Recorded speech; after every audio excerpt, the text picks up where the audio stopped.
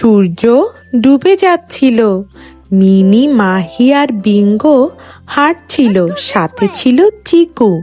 Bingo একটা সরু shortcut দেখিয়ে বলল, চলো এখানে যাই। মিনি বলল, পথটা অদ্ভুত লাগছে। বিঙ্গো তবুও ভেতরে ঢুকে পড়ল। মাটিতে রহস্যময় পায়ের ছাপ দেখা গেল। বাতাসে ফিস ফিস শব্দ শোনা গেল।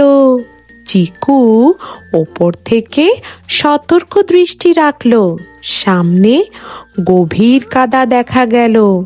বিঙ্গো কাদায় আটকে চিৎকার করলো। মিনি আর মাহি একটা ডাল বাড়িয়ে দিল।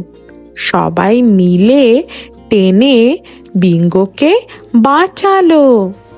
শিক্ষণীয় কথা, শর্টকাট সবসময় নিরাপদ নয়, ভালো পথই আসল পথ।